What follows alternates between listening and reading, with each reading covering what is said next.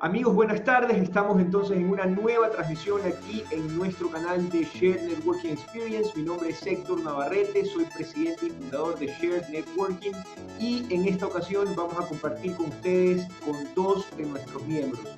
Clever Orellana, Germán Cobos está por entrar del grupo del programa VIP de Presidentes de Compañías, y con Jorge Carriel, que es doctor, se convirtió durante esta emergencia en el vocero oficial de nuestra comunidad de la pandemia, de la enfermedad del COVID-19, y pues obviamente lo hemos entrevistado algunas veces, ustedes ya lo han visto en nuestro canal. En esta ocasión, en esta tercera emisión, lo que vamos a compartir con ustedes básicamente es cuáles son los últimos hallazgos, cómo está el mundo en este momento en torno a la enfermedad y las mejores prácticas que podemos nosotros como ecuatorianos aprender de lo que ha hecho España, especialmente en los hospitales. Él es un médico, pues obviamente está en donde las papas queman, digamos, de la enfermedad, y nos va a poder decir qué es lo que eventualmente se ha hecho en los hospitales y en la parte médica y de salud para poder salir de la mejor forma en nuestro país con sus recomendaciones. Jorge Carriel, él es médico internista, especialista en infectología. Bienvenido, buenos días. Hola Héctor, bueno, gracias por invitarme y también saludar a Clever, que está aquí acompañándonos, a quien también he conocido hace poco. Un placer como siempre. Bienvenido Clever también. Buenos días Héctor, buenos días Jorge. Muchas gracias, aquí estamos también para conversar un poco de lo que hoy nos preocupa tanto. Sí, solamente a manera de introducción decir que Germán Cobos está por entrar. Germán es presidente de Silver Cross, es la casa de valores más grande del país, y Clever Orellana, uno de los brokers más importantes del Ecuador, Patrimonial, es su presidente.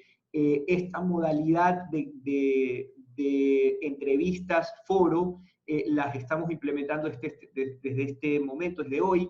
Básicamente estamos invitando a nuestros socios más importantes en la red a que puedan participar junto conmigo de las preguntas a nuestros invitados. En este caso, a nuestro invitado especial de hoy, Jorge, el doctor Jorge Carriel Mancilla. Bueno, comencemos. ¿Te parece, Clever, si un poco llevamos la conversación con Jorge en torno a cómo está, cuáles son los últimos hallazgos, cómo está un poco en la actualidad la enfermedad en el mundo? Correcto, vamos con esa información que es importante, tener un panorama mundial del COVID.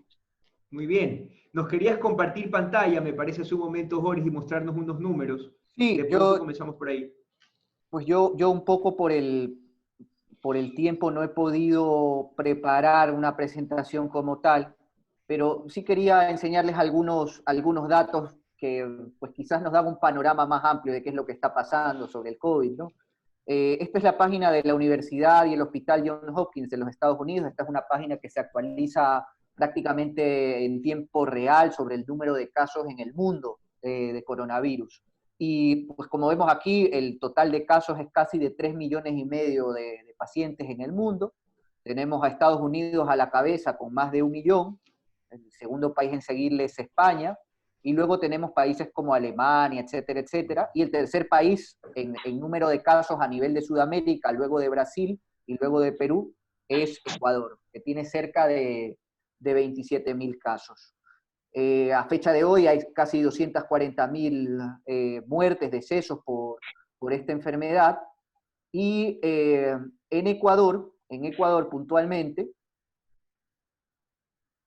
según los datos oficiales del Ministerio de Salud Pública, hay cerca de 27,464 pacientes, 30,000 casos han sido descartados de momento, y las cifras oficiales de fallecidos es de 1,371.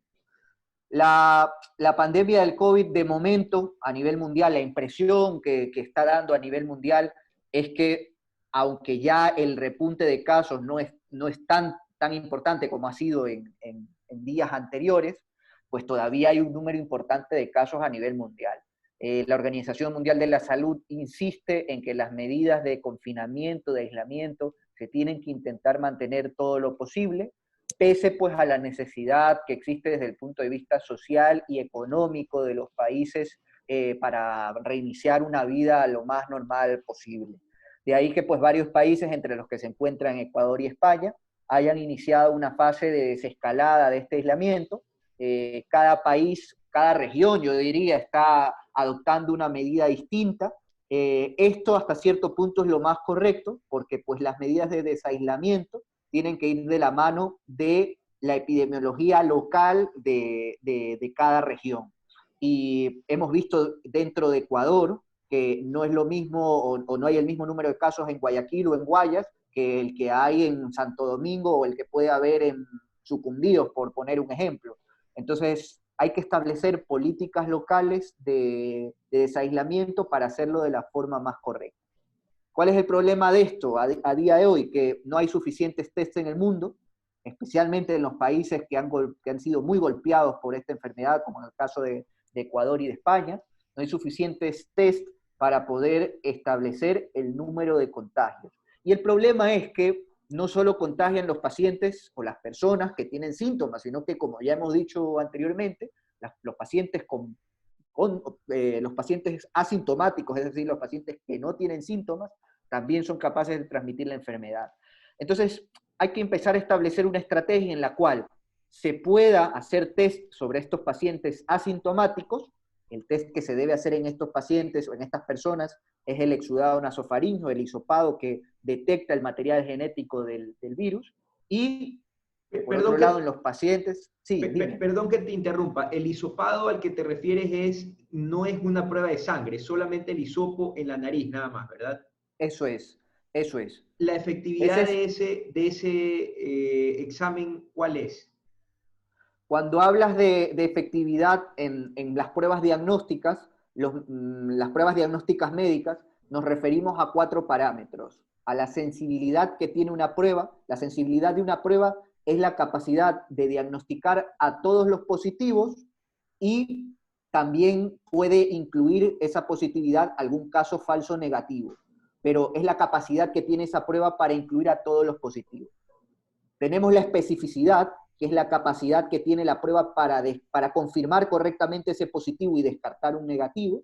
Y luego tenemos algo que se llama valores predictivos, que son el valor predictivo positivo y negativo, para no enrollarnos más en el tema. Las pruebas deben ser muy sensibles y muy específicas. ¿Por qué? Porque al ser muy sensibles, pues vas a abarcar un gran grupo de pacientes enfermos e incluso algunos no enfermos, y al ser muy específica vas a ser capaz de filtrar cuál es realmente ese paciente enfermo o positivo. El exudado nasofaríngeo es una prueba, como todas las pruebas, cuya sensibilidad y especificidad varía dependiendo del día en el que se le realiza a la persona la prueba. Si una persona tiene más de 10 días de clínica y se le hace un exudado nasofaríngeo, la sensibilidad de la prueba es muy baja, porque lo que mide la prueba es la presencia del material genético del virus. Y después de 10 días del inicio de la infección, los pacientes ya están en una segunda fase, que no es una fase vírica, sino más una fase inflamatoria, y por lo tanto la prueba tiene muy poca sensibilidad. En cambio, si esa prueba se utiliza dentro de los primeros días, la sensibilidad mejora enormemente y llega a tener sensibilidad en torno al 60-70%.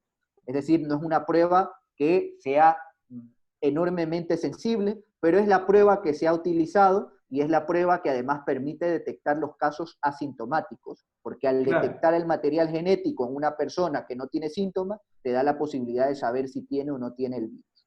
Eso claro, por un lado. Y los asintomáticos son el 80% de los infectados, ¿cierto? Pues no se sabe exactamente, porque como no hay estudios en los cuales se haya hecho pruebas de forma masiva a toda la población, no se puede afirmar con certeza que solo el 50 o el 80% de los pacientes que pueden tener el virus son asintomáticos. Hay algún estudio hecho en Islandia, que se publicó hace un par de semanas, donde se vio que un porcentaje muy elevado de la población, si mal no recuerdo, en torno al 30%, podían llegar a ser asintomáticos. Esto ya te digo, depende mucho de la cantidad de test que se realicen a la población. Probablemente si se realizan test de forma masiva a la población, el número de asintomáticos va a crecer. Y entonces, al crecer el número de pacientes diagnosticados, la letalidad de la enfermedad evidentemente cae, porque esos pacientes asintomáticos que están confirmados como infectados, pues no suman a la letalidad o a la mortalidad de la enfermedad. ¿Sabes a lo que me refiero? Sí, o sea, básicamente no se puede saber con certeza, sin embargo, se puede pensar que de acuerdo a las, digamos, a las estadísticas que eventualmente se están haciendo en estos estudios, se puede presumir, digamos, que ese puede ser el porcentaje, ¿no? Mira, aquí en España, que hay 220.000 infectados prácticamente, se estima que ese valor realmente refleja cerca de un 10% del total de infectados. Estas son estimaciones que han hecho algunos epidemiólogos. Esto no es algo que se sepa con certeza, porque el problema que ha tenido España, que es el problema que también ha tenido Ecuador, es que solo se diagnostica a la gente que tiene síntomas. El problema de esta enfermedad y el problema de esta enfermedad es el riesgo de transmisibilidad que existe de la enfermedad. O sea, Claro. la enfermedad se transmite muy fácilmente y lastimosamente cuando se transmite puede llegar a ser muy grave. Muy grave. De hecho, muchos pacientes han muerto y eso lo sabemos todos. Entonces, la única forma de limitar la transmisibilidad de la enfermedad es sabiendo quién la tiene o quién estuvo expuesta. Y para eso se necesitan pruebas. Ese es el gran problema. Muy bien. Clever, ¿qué opinas? Sí, tienes en mute tu micrófono. Tienes que sacarle el mute. Sí, Muy perdón, bien. con el tema de las pruebas siempre me surge una duda, y es el hecho de que, primero, que los costos con los que están viniendo a nuestros países son muy elevados. Hay una relación que dicen que más o menos estas pruebas deberían de costar entre 7 y 15 dólares y se las comercializa o se brinda este servicio de análisis por sobre los 100 dólares, entre 60 y 100. Y el tema es que como hay tanta demanda, es tan masivo, ¿qué garantía tenemos de que no haya ahí una mezcla de pruebas, resultados fallidos? Porque mientras más pruebas les pones a un laboratorio en el menor tiempo posible para tratar de hacer un tema de detección, el margen de error pudiera ser mayor. No sé, Jorge, con tu experiencia que han visto allá en España, ¿cómo lo han podido manejar? Mira, los países, digamos, más punteros en este tema, o los que mejor han salido parados del tema de la pandemia, como Alemania, como Corea del Sur, la misma Holanda, lo que tienen estos países en común, que también lo tiene España, es que las pruebas las centraliza la salud pública. O sea, estas son pruebas que no deberían, no es que no deberían, que deberían estar mayoritariamente manejadas por las entidades de salud pública. Primero por la regulación de precios, lo que has explicado. O sea, en Alemania, el ejemplo que has puesto de los 7 euros, es un ejemplo o es el valor que dijo uno de los alemanes que trabaja en el Centro de Detección de Enfermedades del COVID, que dijo que era lo que costaban las pruebas en Alemania. Y no puede ser que esa misma prueba hecha en otro país, como Ecuador, pues cueste 120 dólares. Eso es algo que tiene que regularse, evidentemente, y el ente regulador ahí yo creo que debe ser el Ministerio de Salud Pública. Eso es lo primero. Lo segundo, hay distintos tipos de pruebas. La prueba que mencionamos es la prueba del exudado nasofaríngeo, en la que te meten un hisopo por la nariz para ver si hay el virus, etc. Pero hay distintos tipos de pruebas, esa es una. Otra prueba son las pruebas serológicas, que lo que hacen es detectar la medición o detectan la presencia de anticuerpos, que son básicamente de dos tipos: los anticuerpos IgM, las inmunoglobulinas M, que son inmunoglobulinas o proteínas que actúan en la fase aguda de la enfermedad, y detectan también las inmunoglobulinas G, que son las inmunoglobulinas de memoria. Hay pruebas cualitativas, es decir, pruebas que te dicen tiene o no tiene el anticuerpo, que esas son las pruebas rápidas que se están comercializando ahora, y hay pruebas cuantitativas que te dicen en un valor, con un valor en números, cuánto anticuerpo tiene, si tiene 1, 10, 20 o 40. Entonces hay distintos tipos de... Una pregunta ahí, ¿el anticuerpo es para todo virus o específicamente relacionado al No, COVID? son anticuerpos específicos contra el virus. O sea, se pueden hacer pruebas serológicas para, por ejemplo, la varicela. Si quieres saber si la has pasado, si estás vacunado, se hace una serología y se ve si tienes anticuerpos IgM o IgG antivaricela.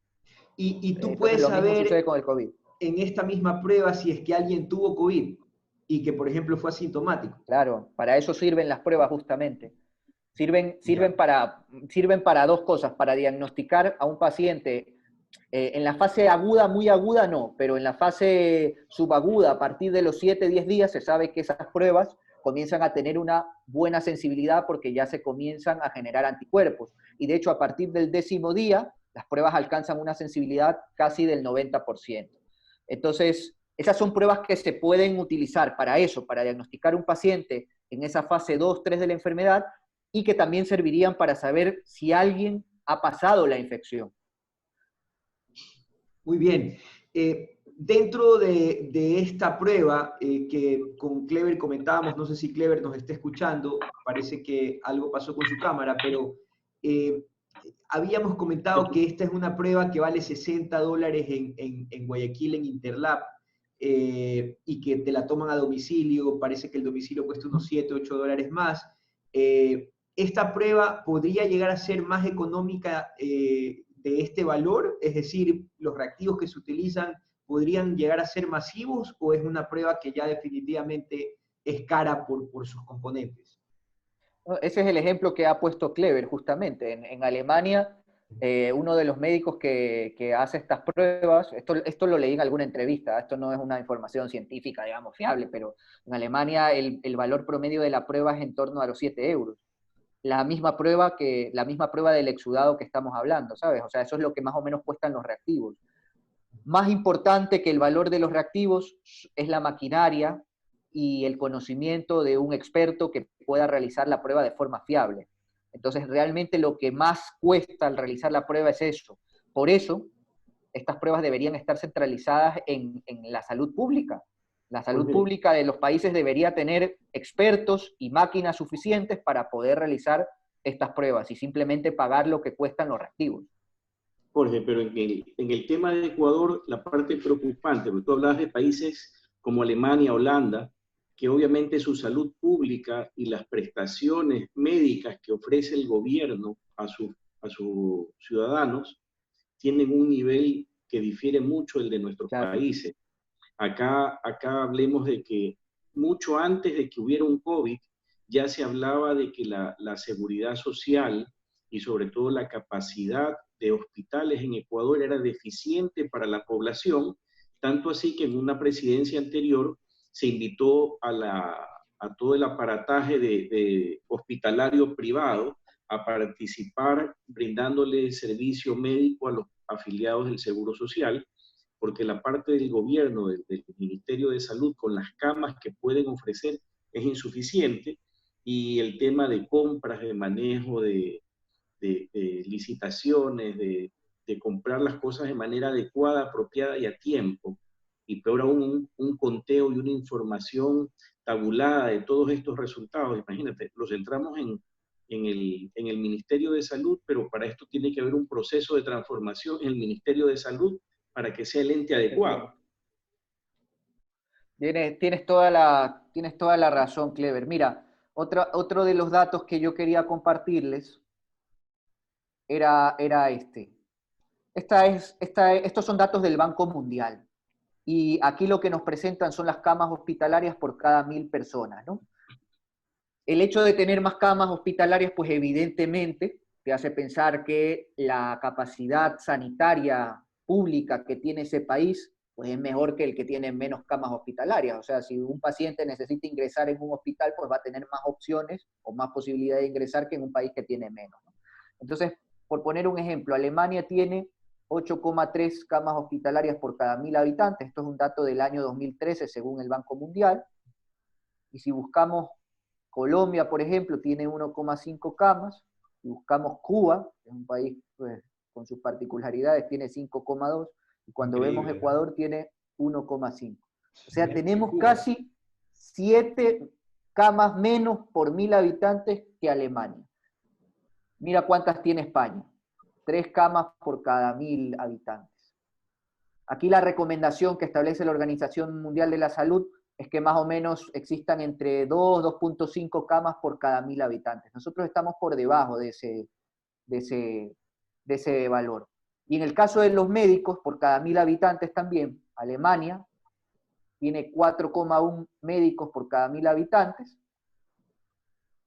Tenemos aquí a Ecuador, tenemos aquí a Ecuador, que tiene 2,1 médicos por cada 1000 habitantes, o sea, la mitad de lo que tiene Alemania, y luego tenemos a España, pues mucho más cerca de Alemania, con 3,8 médicos por cada 1000 habitantes.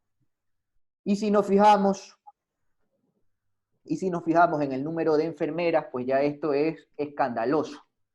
Alemania tiene 12,9 enfermeras por cada 1000 habitantes. También es cierto que Alemania es uno de los países donde más migración sanitaria hay dentro de Europa. Mucha gente de aquí, de España, luego de formarse como enfermera, sobre todo, pues migra a Alemania y al Reino Unido.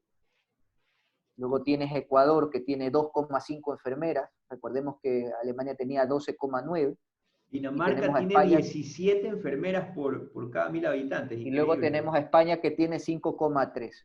Entonces, este es uno de los motivos por los que se explica, como bien dice Clever, pues una peor evolución de pandemias como esta en el país. Luego, si revisas los números crudos en Ecuador, mira, en Ecuador 2,2 médicos por cada 1000 habitantes, lo que hemos visto más o menos. Hay 183 entidades públicas que en total con las entidades privadas suman 634 camas. Y este más o menos es el número total de camas disponibles en el Ecuador, que es más o menos 22.000, 24.000 camas. Estamos hablando de 1,4 camas por cada 1000 habitantes, que está muy por debajo de la recomendación de la Organización Mundial de la Salud, ¿no? Entonces, evidentemente yo creo que esto es un parámetro que en futuros gobiernos pues habrá que mejorar. El número de camas yo creo que ahora fue algo crucial también para establecer una adecuada atención médica a pacientes graves, aunque no existe un tratamiento específico y que haya demostrado una eficacia importante en esta pandemia. El dar cuidados hospitalarios a un paciente, vigilarlo de forma más estrecha, darle la oportunidad de tener asistencia respiratoria, incluso en una terapia intensiva, todos estos parámetros, que son parámetros pues, que a lo mejor son muy difíciles de etiquetar o de establecer si realmente son eficaces, pues lo más probable es que lo sean, ¿no? Es lo que te puedo comentar. Sí, Jorge, he escuchado que la enfermedad en realidad podría no ser letal si es que pasan ciertas cosas con los contagiados específicas. Por ejemplo, que sea atendido por un buen médico, por ejemplo, que tenga todas las medicinas disponibles, que tenga los respiradores en caso de necesitarlos, y que además de eso perciba, se contagie con la enfermedad y tenga los síntomas y los evidencie y se comunique con el médico a tiempo, porque por supuesto si llega una persona ya con lóbulos pulmonares sangrantes, muy avanzado el tema en un hospital, es mucho más difícil poderlo ayudar. ¿Es cierto esto? Es decir, hay casos, si los casos sintomáticos o los que comienzan a tener síntomas presentan los síntomas a tiempo, la enfermedad puede no ser letal siempre o igual hay un grado de riesgo? No es así. Vamos a ver, lo que se sabe es que los pacientes con ciertos factores de riesgo, edades avanzadas, inmunocompromiso, hace poco ha salido tabaquismo activo, enfermedades coronarias previas, arritmias cardíacas, todos estos parámetros son parámetros que han dejado en evidencia en los estudios que hacen que un paciente evolucione mal, independientemente del médico que lo lleve. O sea, habrán médicos evidentemente mejor preparados y otros peor preparados en el tema de esta enfermedad y de cualquier otra, y eso puede incidir en que la atención sea mejor o peor, pero dudo mucho que tenga que ver con el hecho de que los pacientes fallezcan más o fallezcan menos. Es decir, la enfermedad toma un curso natural de la misma, dependiendo de estos factores de riesgo, de las características del paciente. Hay muchas cosas aquí de por medio que desconocemos. Hay pacientes jóvenes que han fallecido sin factores de riesgo y no sabemos bien por qué. Probablemente haya una predisposición individual a a desarrollar este grado de complicaciones inflamatorias, que es lo que parece que termina haciendo que los pacientes fallezcan. Entonces hay muchos parámetros que todavía desconocemos y yo honestamente dudo que la actuación del médico como tal tenga mucho que ver con el desarrollo de la etapa final de la enfermedad. Los médicos, mientras mejor estemos preparados sobre la enfermedad, podremos guiar un poco mejor la situación, pero de momento no hay un tratamiento efectivo, ningún ensayo clínico de momento nos dice qué tratamiento es el que sirve para cortar el curso natural de la enfermedad y que los pacientes puedan llegar a una curación, y mientras no haya eso, pues poco más podemos hacer. Lo que sí podemos dar es soporte respiratorio, controlar la fiebre, poner suero si hace falta por deshidratación, por bajadas de tensión, por lo que sea, y ese tipo de soporte pues sí que puede mejorar el pronóstico del enfermo, pero no mucho más. No sé si con eso respondo a tu pregunta. Sí, perfectamente, perfectamente. Yo tengo una consulta y dependiendo de la respuesta tuya viene mi observación. Sí. ¿El sistema inmunitario de cada persona lo pone en una mejor posición frente al virus o no? Sí. Entonces, ¿tú considerarías que sea importante, que sea ya como un tema de salud pública, el que se empiece una campaña para mejorar el sistema inmunitario de los ciudadanos de un país? Suplementos el Ministerio de Salud lo tome como una campaña para que todos nos preocupemos y empecemos con una conducta que lleve a mejorar el sistema inmunitario. ¿Cuáles serían esos pasos? ¿Cómo ves tú esta sugerencia?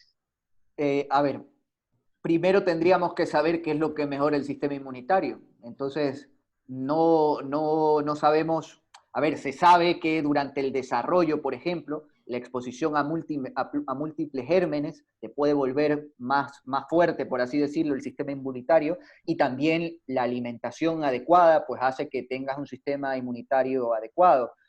Luego hay patologías, enfermedades que te pueden disminuir esa capacidad del sistema inmunitario, lo que habría que hacer en ese caso pues es tratar esas patologías.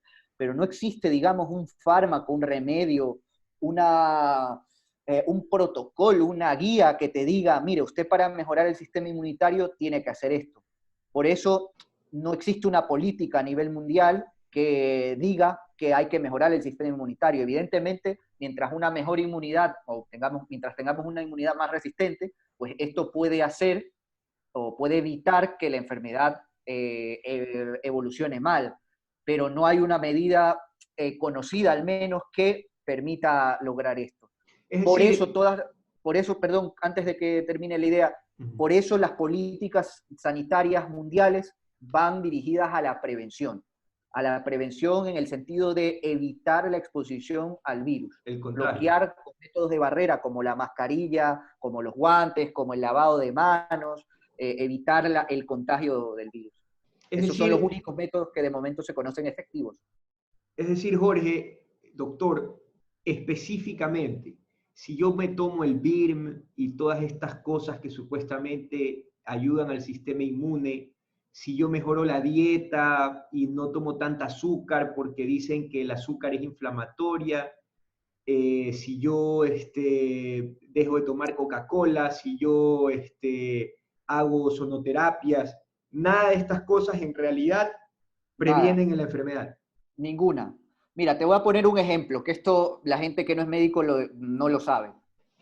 En los pacientes que se tratan con quimioterapias muy agresivas, en el caso de las leucemias, por ejemplo, que se quedan con un contagio celular de 0 leucocitos, o sea, los glóbulos blancos, que normalmente una persona los tiene entre 5 y 10.000 células por milímetro cúbico, la gente que recibe quimioterapias muy agresivas, que les hacen trasplante de médula, etcétera, se queda en 0 leucocitos. O sea, te quedas sin células de defensas en tu cuerpo. Que esas son las células, además, que generan anticuerpos, que generan proteínas inflamatorias. Se quedan en 0. Hay un fármaco que se llama el filgastrim, eso lo pueden googlear, que se utiliza como un estimulante de crecimiento de las colonias de los leucocitos. Esto es un fármaco que hace que tu médula reaccione para intentar que genere leucocitos y no te quedes con cero defensas. Se ha visto que el uso de ese fármaco, aunque mejora los niveles de leucocitos y previene ciertas infecciones oportunistas, sobre todo. Oportunistas significan infecciones que suceden en los pacientes que tienen las defensas exageradamente bajas. Se ha visto que aunque el fármaco mejora este número de células en estos pacientes, no previene cualquier tipo de infección. Y cuando se ha utilizado fuera de estos contextos, en pacientes que, por ejemplo, en una sepsis es una infección generalizada, tienen esta caída de leucocitos, que es un parámetro de mal pronóstico en la sepsis, y se les pone este tipo de fármacos, no les mejora ni les evita la progresión de la sepsis. Entonces, de nada sirve meter sustancias en el cuerpo que puedan subir en este caso, el número de leucocitos. Mira, aquí entramos ya en otro tema de conversación, y es que desconocemos muchísimas cosas de nuestro cuerpo y de la medicina. O sea, como te estás dando cuenta, muchas de las cosas que hablo son cosas en otros contextos de enfermedad que a lo mejor pueden ser aplicables aquí, pero que en realidad se desconocen también. A lo mejor hay un estudio en 5 pacientes donde se genera una hipótesis que no es ni siquiera una realidad sobre cómo estas proteínas funcionan y tal, y eso es lo que muchas veces se está extrapolando. Doctor, Mira, pero déjeme decirle que la pregunta que acaba de responder en este momento es crucial, porque en especialmente Ecuador se están haciendo mucha plata nutricionistas y gente que está recomendando no tomar azúcar, cambiar la dieta, y que todo esto pues, obviamente lo están haciendo en torno a si te llegas a infectar, los niveles de inflamación van a ser más bajos y por ende vas a evolucionar mejor. Usted dice eso no existe. Eso es como que yo te diga, Héctor, vamos a suponer que yo utilizo sandalias y mi vecino no utiliza sandalias. Entonces, los dos cogemos el coronavirus y mi vecino termina en la UBI y se muere. Y yo decido que por utilizar sandalias no me morí. Entonces, el tratamiento para evitar morirse es utilizar sandalias. O sea, ese tipo de observaciones, que son observaciones hechas sin ningún criterio de nada y sin ninguna evidencia científica, evidentemente existen. Y lo que tenemos que hacer es guiar ese tipo de observaciones con criterio. No hay, lo dije antes, no hay ningún fármaco que haya demostrado ser eficaz en disminuir la mortalidad del virus, en disminuir la estancia hospitalaria que puede generar la infección por el virus, en evitar las complicaciones como intubación, soporte ventilatorio que provoca la enfermedad grave por el virus. Y menos hay algún tratamiento que haya demostrado ser preventivo. O sea, ni siquiera llegamos a un tratamiento curativo y ya hay gente que está hablando de tratamientos preventivos. Eso no existe. Y las Jorge, cosas, por ejemplo, sí, Héctor, adelante, Clever, no, adelante. aquí viene un poquito el tema, la reflexión de una frase que yo uso, pero como analogía, ¿no? Lo que voy a mencionar ahora, que un médico no cura enfermedades, sino que un médico cura enfermos. De ahí la importancia de que nosotros, a pesar de todo lo que nos puedan sugerir medios de comunicación, nutricionistas o personas que creen ya tener una cura, pienso yo que la consulta y la presencia de un médico para que pueda realmente él diagnosticarte o dirigirte en esto es importante, porque a veces el mismo medicamento, y no hablemos del COVID, el mismo medicamento funciona bien para una persona, para una patología, pero años después el mismo medicamento con la misma patología en el mismo paciente tiene un comportamiento diferente, no diametralmente opuesto, pero sí diferente. Es como cuando uno se toma un vaso de cerveza y se mareó, a veces te tomas 7 y no sientes nada, estás bien, no te ha afectado. Muchas veces la medicación depende también del estado de ánimo del paciente, cómo se ha alimentado esos días. No sé si con eso tú puedes corroborar lo que estoy diciendo. Sí, Y realmente aquí la presencia del médico y que puede ir analizando cómo estás evolucionando con tal o cual tratamiento es importante. A veces cometemos el error que el médico nos dice, tenga estas pastillas, tómesela por 7 días, y el médico te da una pequeña frase, llámeme después de 24 o 48 horas para que me cuente cómo se está sintiendo. Eso es para que ustedes puedan tener la retroalimentación si el tratamiento está funcionando. Porque el Vademecum, el protocolo te dice, para esta enfermedad receta esto, pero no es para ese paciente. Eso es. Cada paciente puede reaccionar completamente diferente a un mismo tratamiento en distintas etapas de su vida. Tiene toda la razón, Clever. En medicina yo creo que desde que entras a estudiar medicina casi te dicen que no existen enfermedades sino enfermos. y la medicina a día de hoy intenta ser lo más personalizada posible. O sea, tú a dos personas con características similares, pero con alguna diferencia, tienes que intentar darles los tratamientos más enfocados posibles para uno y para el otro. Esa es la medicina actual, o sea, por eso la medicina sigue siendo un ejercicio complejo que no está hecho en, ¿sabes? Que no se basa en simplemente leer un protocolo, como has dicho previamente, en el cual pone el medicamento tal, sirve para esto. O sea, No esos está escrito conceptos en piedra. que son conceptos antiguos. Antiguamente, yo creo que en los años 60, en los años 70, sí que se hacía una medicina más así.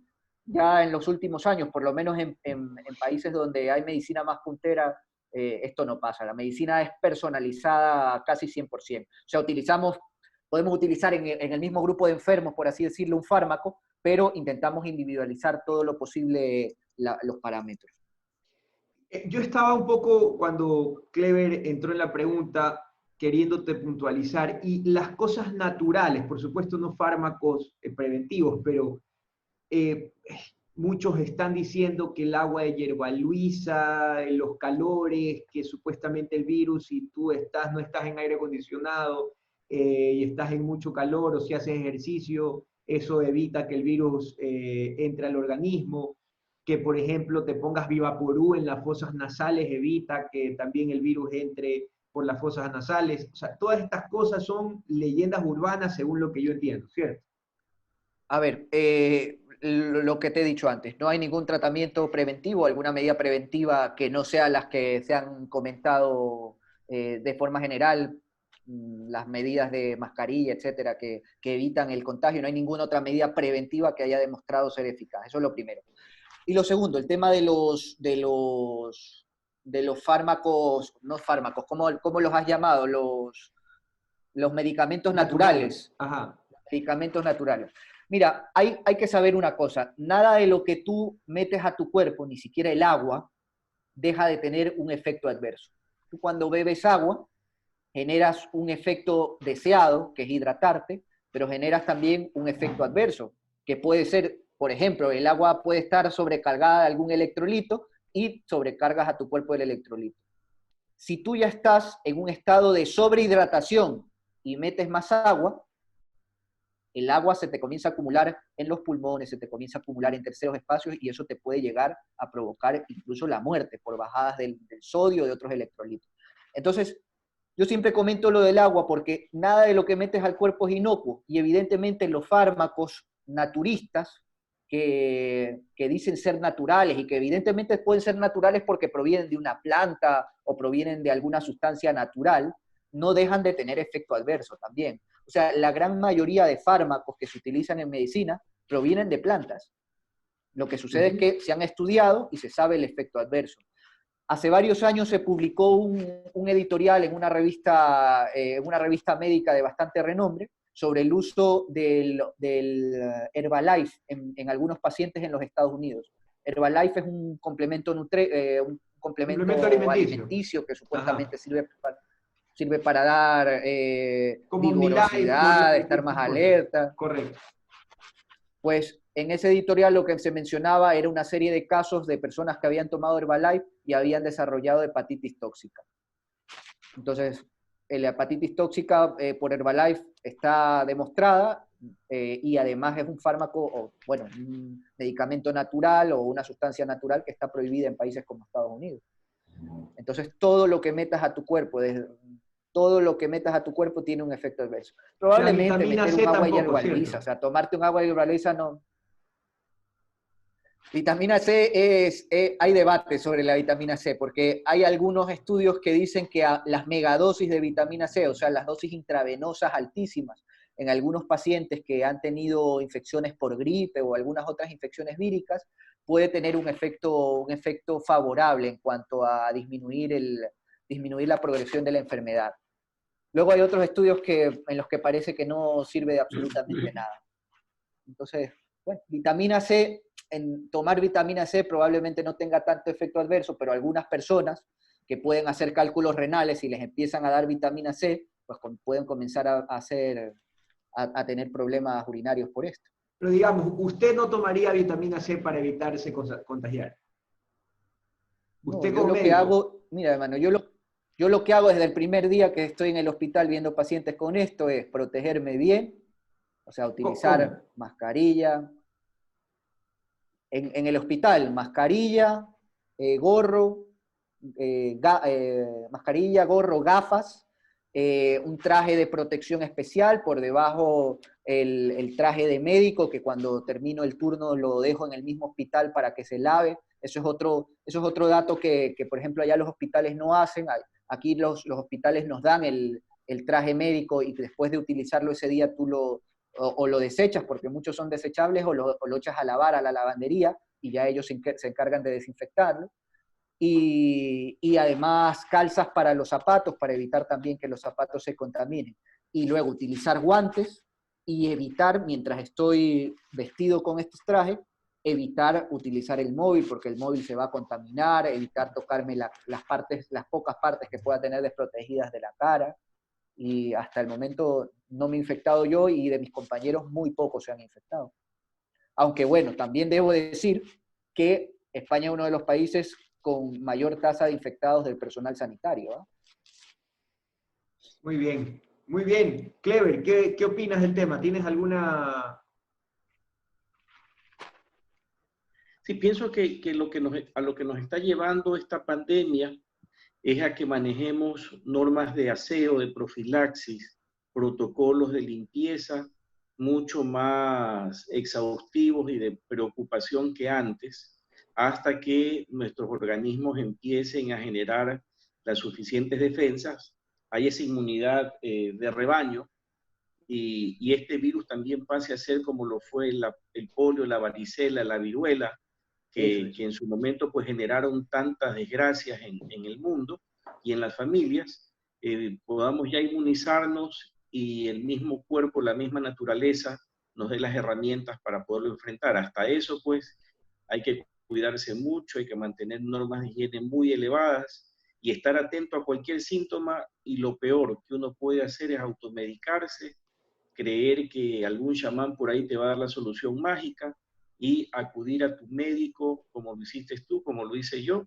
con el médico que nos acompaña en este foro, acudir a un médico que Estamos realmente sanos, pueda así que direccionarte de la manera más profesional para poder tú solventar una crisis de esta, como pudimos pasarla pues tanto tú como yo, en el caso también mi esposa, poder salir adelante. Siempre la presencia de un médico de cabecera es fundamental.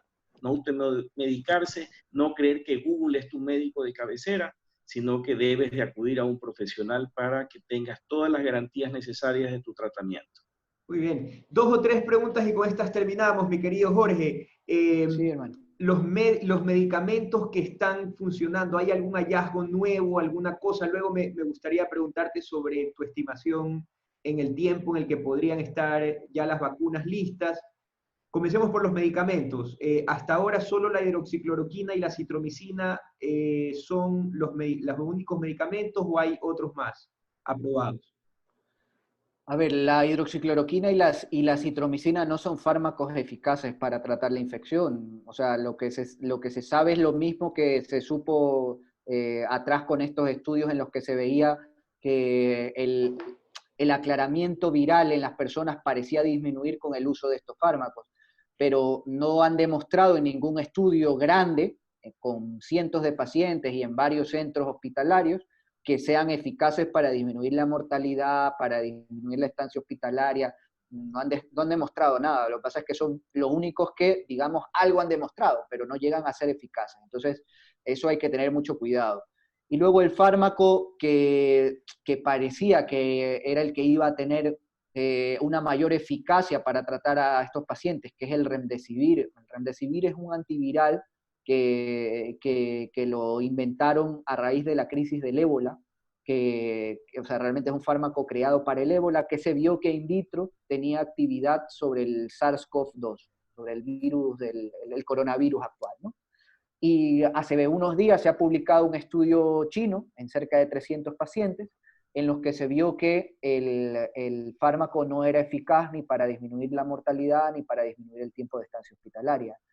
Hay otro estudio que todavía no se publica, en el que dicen los americanos, esto se ha publicado en la página del Instituto Nacional de Salud de los Estados Unidos, en el que los americanos dicen que en un grupo de 1.000 pacientes, o cerca de 1.000 pacientes, sí que han logrado el objetivo de disminuir la mortalidad, disminuir la tasa de estancia hospitalaria.